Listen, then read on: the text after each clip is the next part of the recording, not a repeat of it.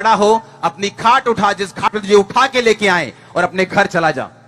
अगर आज आप यीशु मसीह के वचनों को सुनने वाले हैं और मानने वाले हैं, आपको लेके कोई और आया लेकिन जाने वाले आप खुद हैं यीशु मसीह के नाम में।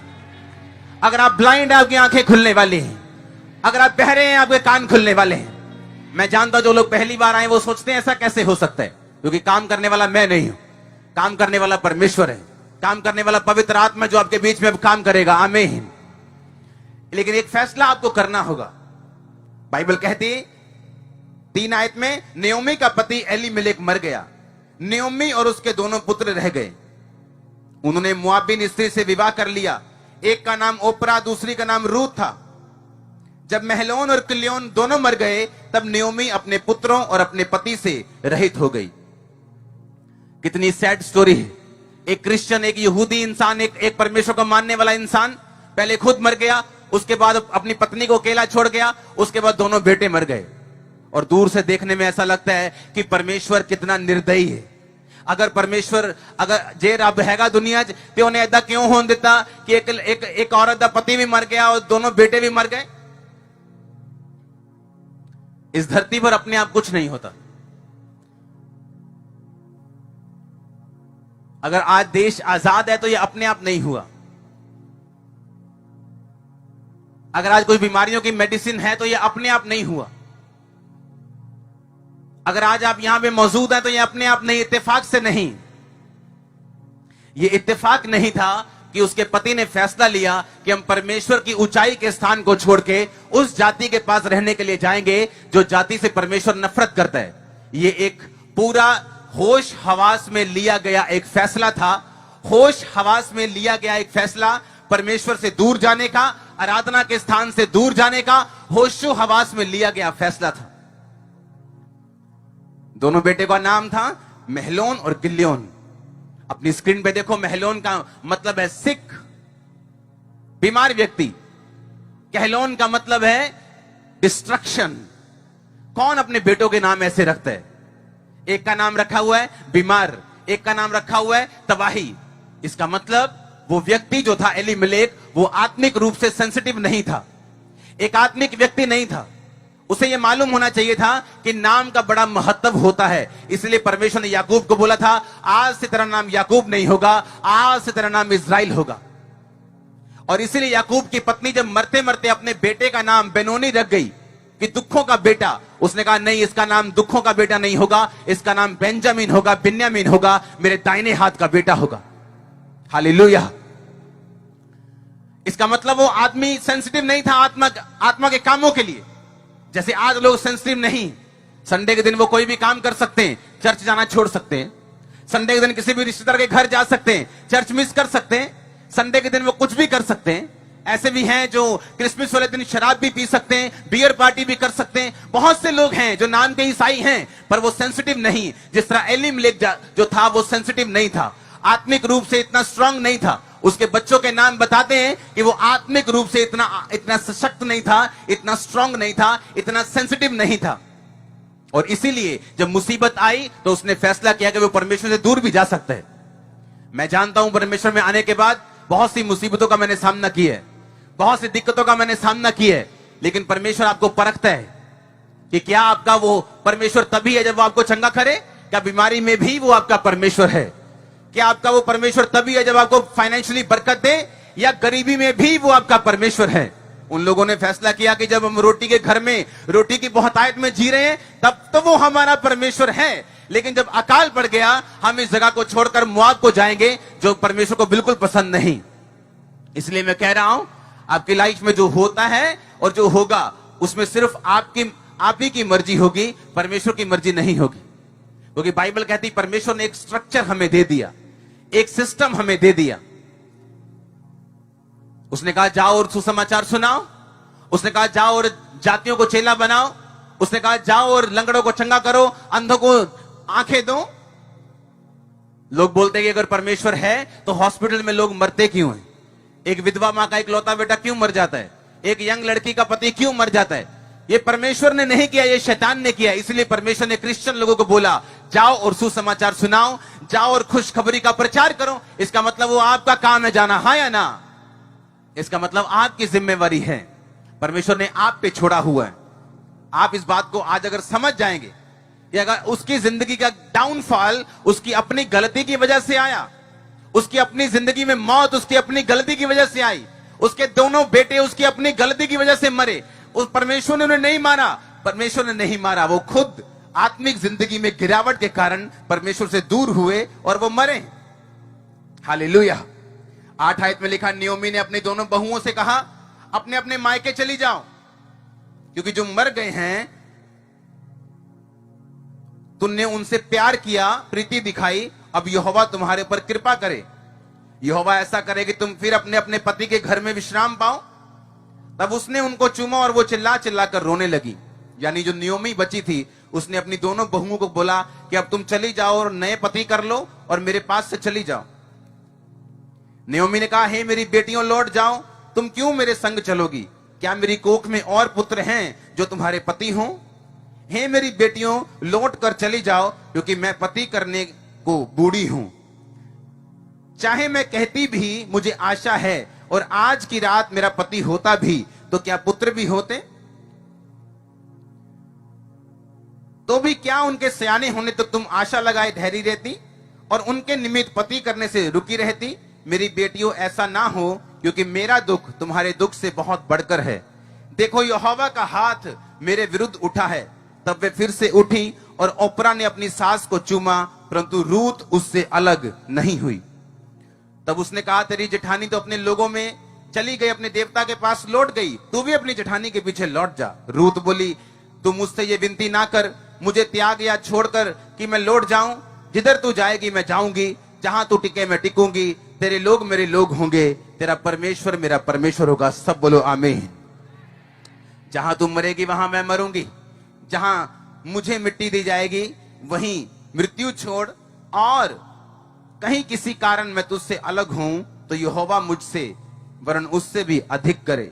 जब उसने देखा कि वो मेरे संग चलने को तैयार है, तब उसने उससे कुछ न कहा। वे दोनों चलकर निकली, बैतलहम पहुंची। उनके बैतलहम पहुंचने पर सारे नगर में हलचल मच गई और स्त्रियां कहने लगी, क्या ये नियोमी है? उसने कहा, मुझे नियोमी ना कहो, मुझे मारा कहो। हालेलुया। क्योंकि नियोमी का मतलब है आनंददायक, लेकिन मारा का मतलब है कड़वा। उसने कहा, मुझे आनंददायक मत बोलो, मुझे कड़वा बोलो। मैं नियोमी नहीं रही, मैं मारा हो चुकी हूं, क्योंकि मैंने गलत डिसीजन लिया। मैंने अपने पति को गाइड नहीं किया, मैं अपने पति को बोल नहीं पाई कि ये परमेश्वर के खिलाफ, ये वचन के खिलाफ डिसीजन है। जब तक आप अपने पिता के अंडर में हैं, पिता आपको सुरक्षित रखते हैं, वो आपको अपनी प्रॉपर्टी का हिस्सा भी देते हैं, वो आपकी सुरक्षा भी करते हैं। लेकिन जब आप अपने घर वालों के खिलाफ हो जाते हैं तो वो बोल देते हैं अखबार में लिखा के कि मेरा बेटा मेरी चल संपत्ति से बेदखल मैं करता हूं, अब इसका कोई भी लेना देना मेरे पास नहीं। उसी तरह से परमेश्वर ने उसे नहीं मारा, परमेश्वर ने उसे कड़वा नहीं किया, परमेश्वर ने उसके बच्चों को नहीं मारा, परमेश्वर ने उसके पति को नहीं मारा। बाइबल कहती परमेश्वर से दूर होने के कारण, अगर आज आपका जन्म हुआ, आपका जन्म लेने का जो मेजर मकसद है, जो सबसे बड़ा मकसद है, वो ये है कि आप परमेश्वर के साथ संगति कर सकें। क्योंकि जब आदम को बनाया गया, बाइबल कहती रोज शाम परमेश्वर आदम से मिलने के लिए आता था और रोज शाम को परमेश्वर आदम से बातें करता था। परमेश्वर है, वो अपनी महिमा खुद नहीं कर सकता, इसलिए उसने इंसान को बनाया था कि इंसान मेरी महिमा करेगा और मेरी गुण गाएगा और मेरे साथ समय को व्यतीत करेगा। लेकिन इंसान को यह बात समझ नहीं आई। जब वो धरती पे आया, उसे यही लगा कि मैं धरती पे काम करने आया हूं। कोई बोलता है मैं धरती पे संघर्ष करने आया हूं, कोई बोलता है मैं धरती पे ये करने आया हूं, कोई बोलता है मैं माता पिता की सेवा करने आया हूं। लेकिन बाइबल कहती है धरती के ऊपर सबसे पहला काम जो आप करने के लिए आए, वो परमेश्वर की महिमा करना है, वो परमेश्वर के साथ जुड़ना है, वो परमेश्वर के साथ संगति में रहना है और उसके साथ एक मन रहना है। आमीन। और ये वो कर रहे थे और कोई मुसीबत उनकी जिंदगी में नहीं थी। बावजूद इसके कि वो सेंसिटिव नहीं थे, फिर भी परमेश्वर उनको सुरक्षित रख रहा था। लेकिन जैसे ही वो इनसेंसिटिव, उनकी जो हद बढ़ गई और परमेश्वर से वो दूर हुए, जो मेन काम है आपका, आपने अपने घर में अगर एसी को लगाया तो उसका मेन काम आपको ठंडक देना है। आपने उसको सजावट के लिए नहीं लगाया। जिस दिन वो ठंडा करना बंद कर देगा, आप उसको मैकेनिक के पास भेज दोगे। अगर मैकेनिक कुछ ना कर पाया, आप उसे उठाओगे और कबाड़ी के हाथ बेच दोगे। फिर कबाड़ी उसकी साफ सफाई करेगा क्या? उसको सजा के रखेगा? उसको स्टिकर लगा के रखेगा? क्या करेगा वो उसको? वो भी उसको कबाड़ में रखेगा, उसको मशीन के बीच में भेजेगा, उसका पुर्जा बुर्जा कर देगा। अगर वही एसी चलता तो अपने मालिक के कमरे में रहता और उसकी शोभा को बढ़ाता। लेकिन वही एसी किसी काम का नहीं अगर वो अपना मेन मकसद भूल जाए। उसी तरह से आपका मेन मकसद धरती पे आके बिजनेस करना नहीं था। परमेश्वर ने कहा मैं तेरे हाथों के कामों के ऊपर बरकत दूंगा, तो जो बिजनेस करेगा मैं फलवंत करूंगा, मैं तेरी फिजूल खर्ची को झिड़कूंगा, जितने रोग मिस्रियों के ऊपर भेजे मैं तुझ पर नहीं भेजूंगा। उसने वायदा किया मैं तुम्हें चंगा रखूंगा। उसने वायदा किया मैं तुझे सिर बनाऊंगा, पूंछ नहीं बनाऊंगा। तू कर्जा देने वाला होगा, कर्जा लेने वाला नहीं होगा। इंडिया की सबसे टॉप कंपनियों में एक कंपनी है मुथूट ग्रुप, जो सोना देके गोल्ड लोन देते हैं। वो क्रिश्चियंस लोग हैं। हाँ, वचन पूरा होता है मैं तुझे कर्जा देने वाला बनाऊंगा, मैं तुझे बरकत दूंगा, मैं तेरे हाथों के कामों पे आशीष दूंगा। तू जिस जगह जाएगा मैं तुझे आशीषित करूंगा, तेरा जाना आशीषित होगा, तेरे कोठड़ी, तेरा बैंक बैलेंस, तेरा घर, तेरा बिजनेस, तेरा फाइनेंस मैं आशीषित करूंगा। लेकिन कब? जब हम अपने असली मकसद पे खड़े रहेंगे।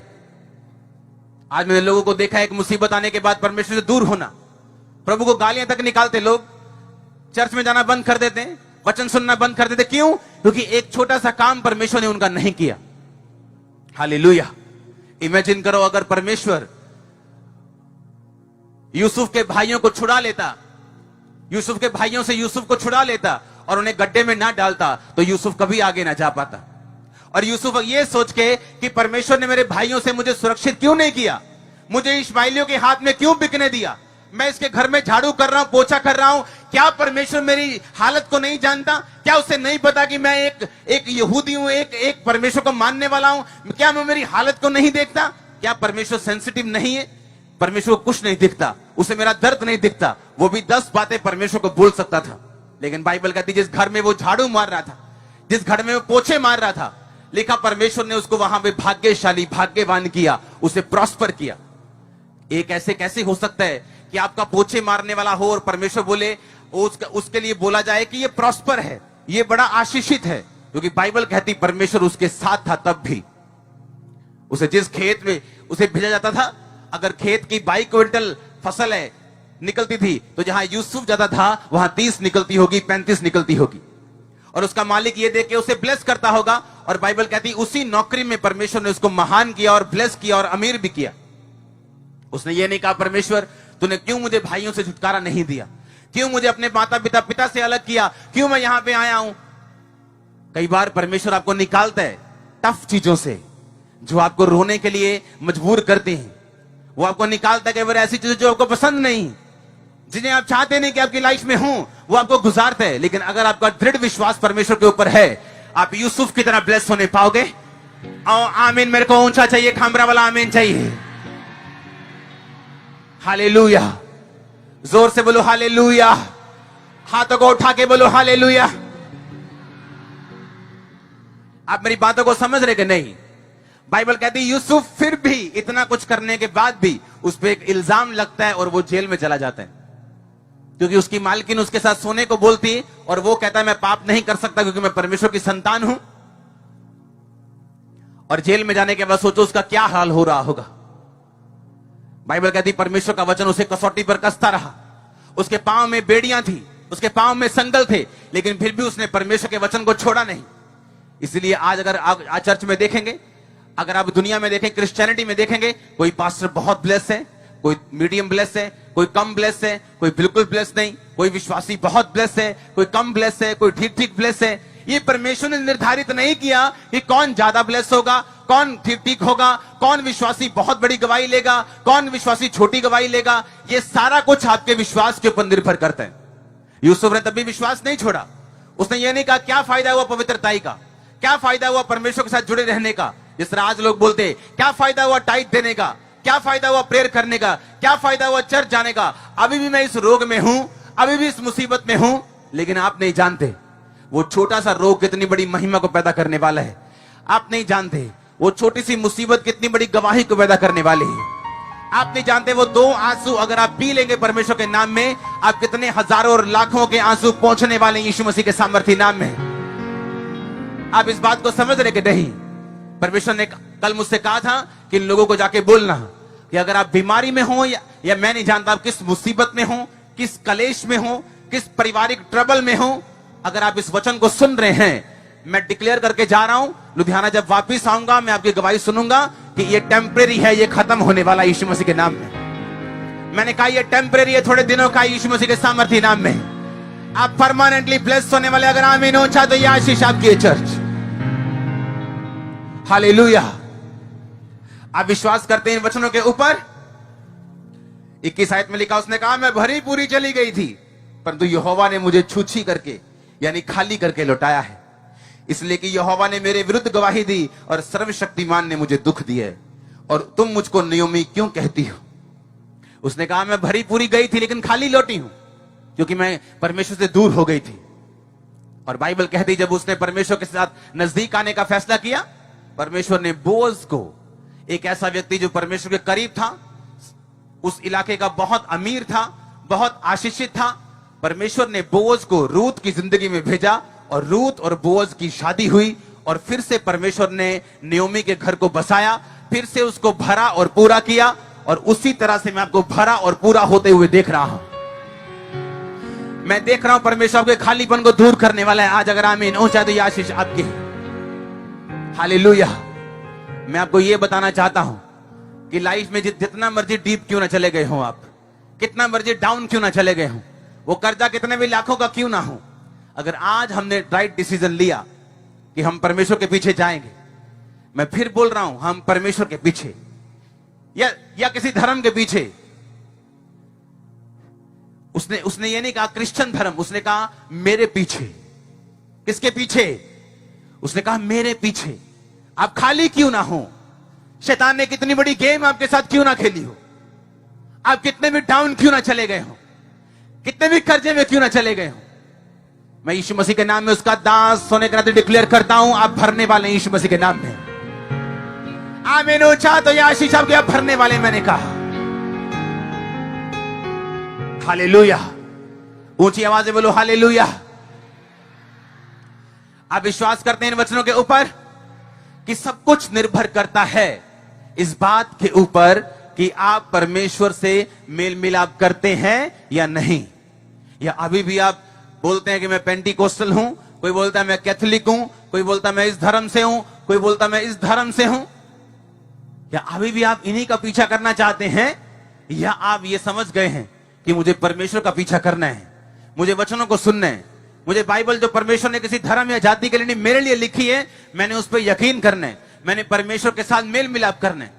कैसे होता है मेल मिलाप? अपने गुनाहों को क्षमा मांग के, बपतिस्मा लेके, अपनी जिंदगी परमेश्वर के सामने समर्पित करके, संडे प्रभु के घर में आके, उसके वचनों के अनुसार चल के आप परमेश्वर के साथ मेल मिलाप करते हैं। बाइबल कहती है वो खाली लौटी, सब कुछ गवा के लौटी। उस नूह ने, उस बहू ने फैसला किया कि मैं भी तेरे साथ जाऊंगी। वो भी वापस जा सकती थी, क्योंकि उसको क्या फायदा होगा बूढ़ी सास के साथ जाने के? कोई फायदा नहीं। बूढ़ी सास का पेट पालना पड़ेगा, अपना भी पेट पालना पड़ेगा, सारी उम्र कुंवारी रहना पड़ेगा, जवानी में विधवा रहना पड़ेगा। कहना आसान है, करना मुश्किल है। लेकिन बाइबल कहती वो जानती थी कि जिस देश में वापस मेरी जेठानी चली गई है, उस देश में मुझे पति तो मिल जाएगा, आशीष तो मिल जाएगी, लेकिन वहां परमेश्वर यहोवा की आराधना करना नसीब नहीं होगा। इसलिए मैं परमेश्वर की आराधना करना चुनती हूं, चाहे मुझे दुखों का सामना करना पड़े। और वचन कहता है, यीशु मसीह ने कहा, जब उसके चेले बोले परमेश्वर हम सब कुछ छोड़ के तेरे पीछे हो गए, बड़ी फड़ मारी चेरों ने कि सब कुछ छोड़ के तेरे पीछे हो गए, हमें क्या मिलेगा? यीशु मसीह ने कहा एक भी ऐसा नहीं जिसने मेरे लिए घर को छोड़ दिया हो और 100 गुना ना पाए, मेरे लिए बच्चों को छोड़ दिया और 100 गुना ना पाए, खेतों को छोड़ दिया, बिजनेस को छोड़ दिया, कैरियर को छोड़ दिया और 100 गुना ना पाए, एक भी जन यहां पे ऐसा नहीं। उसने कहा इसका मतलब क्या?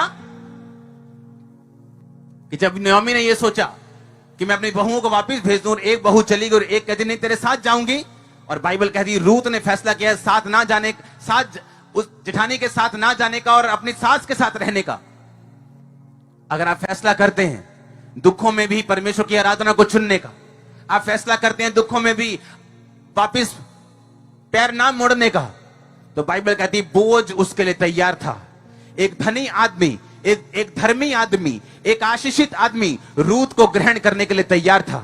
मैं यीशु मसीह के नाम में डिक्लेयर करता हूं, उसका दास होने के नाते एक ब्लेसिंग का रास्ता आप लोगों के लिए खुलने वाला है। आज मैं डिक्लेयर करता हूं, एक चंगाई का रास्ता खुलने वाला है आप लोगों के लिए। आज मैं घोषणा करता हूं, डिवाइन हेल्पर्स का रास्ता खुलने वाला है आपके लिए। आज अगर आमीन हो चाहते ये आशीष आपकी है। जोर से बोलो हालेलुया, जोर से बोलो हालेलुया। आप बिलीव करते हैं इन वचनों के ऊपर? आप जितना परमेश्वर को देंगे आपका फायदा होगा। आप उसको बीट नहीं कर सकते। आप जितना विश्वास दिखाएंगे, जितना प्रेम खुदावंद को देंगे, आप उतनी डिलीवरेंस अपनी लाइफ में देखेंगे। अगर आप क्रिश्चियन हैं तो परमेश्वर के साथ आपका एमओयू साइन नहीं हुआ, आपने कोई ठेका साइन नहीं किया कि वो आपको आशीषित करता ही रहेगा। जब आप धरती पे आए थे तो आप परमेश्वर से एग्रीमेंट करके नहीं आए थे कि वो आपको धरती पे सब कुछ देगा जो आपको चाहिए होगा। उसने कहा विश्वास करने वाले के लिए सब कुछ संभव है। वो आपको क्यों दे? अगर नहीं देगा तो कौन सा उस पर केस कर दोगे तुम? इसलिए उसने भजन संहिता में लिखा, उसने जो मुझसे स्नेह किया है इसलिए मैं उसको छुड़ाऊंगा, मैं उसको ऊंचे स्थान पर रखूंगा, क्योंकि उसने मेरे नाम को जान लिया है। जब वो मुझको पुकारे तब मैं उसकी सुनूंगा, संकट में मैं उसके संग रहूंगा, मैं उसको बचाकर उसकी महिमा को बढ़ाऊंगा, मैं उसको दीर्घ आयु से तृप्त करूंगा और अपने किए हुए उद्धार को दिखाऊंगा। हालेलुया, जोर से बोलो हालेलुया। उसने कहा उसने जो मुझसे प्यार किया है, उसने जो मुझको रिश्वत दी ऐसा नहीं लिखा, बहुत सारा पैसा दिया ऐसा नहीं लिखा। उसने कहा उसने जो मुझसे प्यार किया है, मुझसे लव किया है, मैं उसको छुड़ाऊंगा। अगर आप छूटे नहीं तो प्यार की कमी है। नियोमी ने प्यार दिखाया, परमेश्वर को वापस गई, परमेश्वर ने प्यार देखा और उसे छुड़ाया। जब उसने प्यार नहीं दिखाया और अपने आप को देखा कि मेरे बच्चे ना मर जाएं, मेरे हस्बैंड को कुछ ना हो जाए, हस्बैंड कहता मेरी वाइफ को कुछ ना हो जाए, और वहां से चले गए, तो जो शैतान कह रहा था कि इन्हें कुछ हो ना जाए, उन्हीं को कुछ हुआ। शैतान कुछ नहीं दे सकता। जब वो डरा के वापस लेके जाते हैं, उन्हीं चीजों को खत्म करते हैं।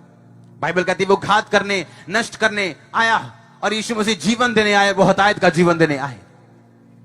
वो हमेशा चुराता है, वो घात करता है और नष्ट करता है।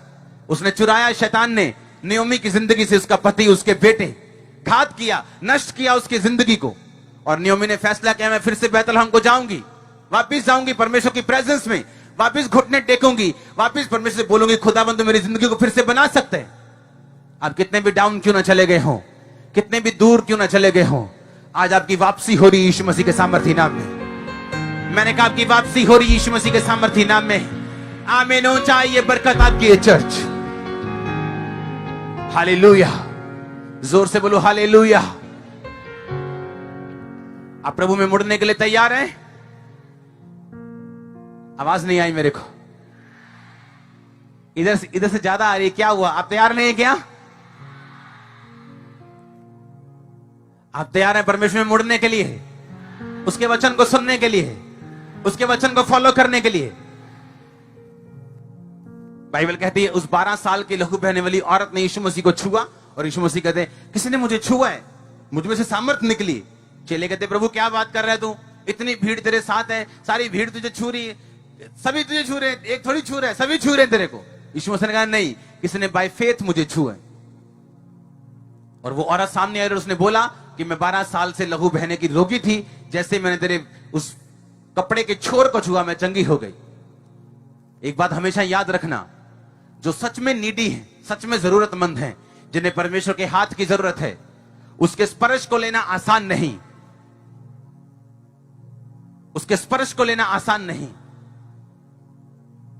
यीशु मसीह के स्पर्श को लेना, उसकी बरकत को लेना, उसके अनुग्रह को लेना यह आसान नहीं था। आपको रिश्तेदारों से कई बार लड़ना पड़ता है, अपने समय से लड़ना पड़ता है, अपने मन से लड़ना पड़ता है। संडे चर्च जाने के लिए, खुदावंद के घर में बने रहने के लिए, खड़े रहने के लिए, रोज प्रार्थना करने के लिए, रोज उपवास रखने के लिए, बाइबल में जुड़े रहने के लिए आपको मूल्य चुकाना पड़ता है। नहीं तो भीड़ बहुत सी होती, लेकिन चंगाई उसी को होती है जिसने उस मूल्य को चुकाया है, जिस तरह 12 साल वाली लहू बहने वाली औरत बोल सकती थी कि मैं तो बहुत रोगी हूं, अगर परमेश्वर मेरे घर के सामने से निकलेगा तो ठीक है, मैं चंगी हो जाऊंगी। बताना मुझे, जब प्रभु मेरे घर के सामने से कहीं सामने की सड़क से निकले तो भैन जी मैं दसियो जरूर, मैं तो जा नहीं सकती ना, तो तुम मैं दसियो जरूर जे कहते लाके शाके आ जाते मैं चल जा। बाइबल कहती उसने वहां गई जहां परमेश्वर थे, उसने मूल्य अदा किया। आज आपने मूल्य अदा किया यहां पे आके, किया कि नहीं किया? अपने घर से आए हो, टाइम को निकाले, परमेश्वर आपके मूल्य को जो देखा है उसने, उसका फजल, उसका अजर आपको अदा करने वाला है। आज आप सेम वापिस नहीं जा रहे यीशु मसीह के सामर्थ्य नाम में। आमीन। ऊंचाई आशीष आपकी चर्च। हालेलुया। जोर से बोलो हालेलुया।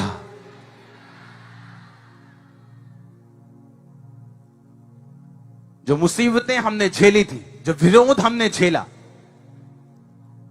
तब तो लोगों को वो विरोध लगता था मेरी लाइफ में कि कितना इसका विरोध होता है। लेकिन जब खामरा चर्च की बढ़ोतरी हुई तब लोग समझ पाए कि क्यों हो रहा था विरोध।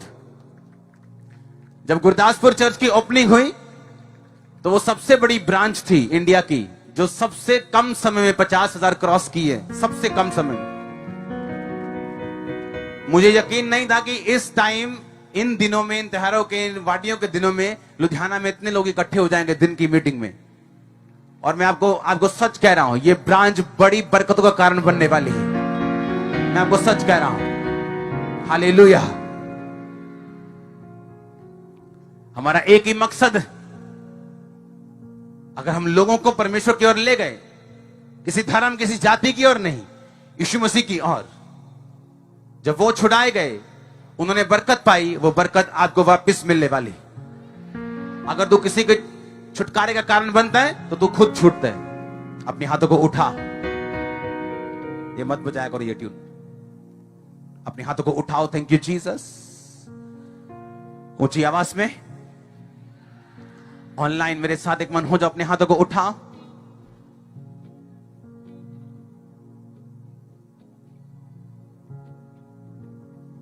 हिलाओ अपने हाथों को।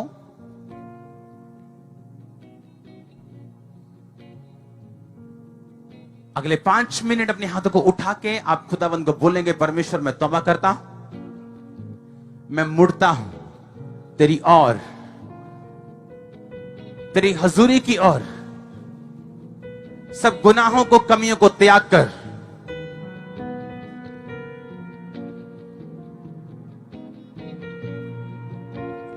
ऊंची आवाज में अपने हाथों को उठाओ इस तौबा की प्रार्थना में।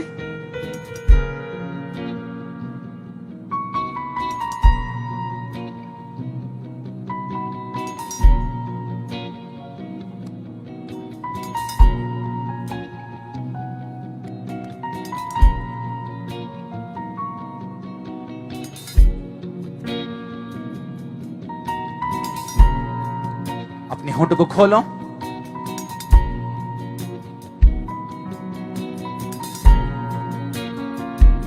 अगले 5 मिनट आप प्रार्थना करेंगे कि मैं तेरी ओर मुड़ता हूं, मुड़ती हूं। मेरी मुश्किलों से, मेरे ट्रबल से, मेरी मुसीबतों से मुझे छुटकारा दे।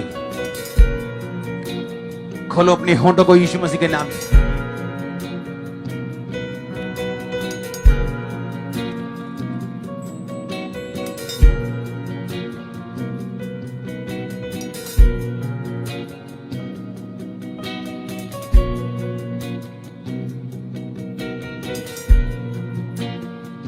आंसुओं के साथ तौबा करते हुए, परमेश्वर की ओर मुड़ते हुए, अपने दिल को उसके सामने उंडेल दो।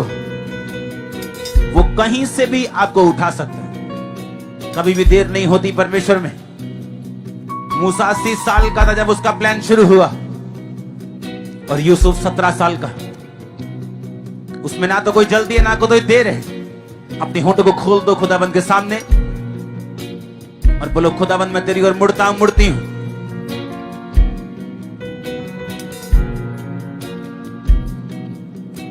आज मैंने जो वचन सुना, मैंने जाना, मेरे टूटने का, मेरी बीमारियों का, मेरी मुश्किल को कारण तुझसे दूर ही होना है। मैं तेरी ओर मुड़ता हूं, मुड़ती हूं। खोलो अपने होठों को, अपने हाथों को उठा के ऊंची आवाज में अंगीकार करो।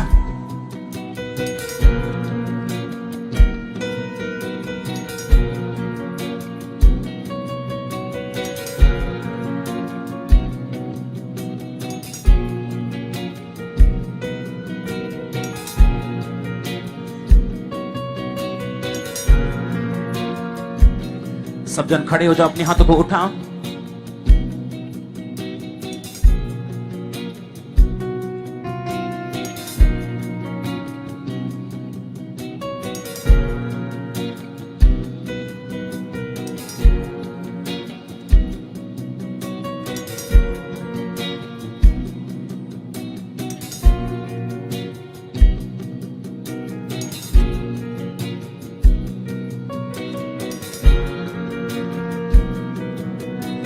होठों को खोलो, अपने हाथों को उठाते हुए।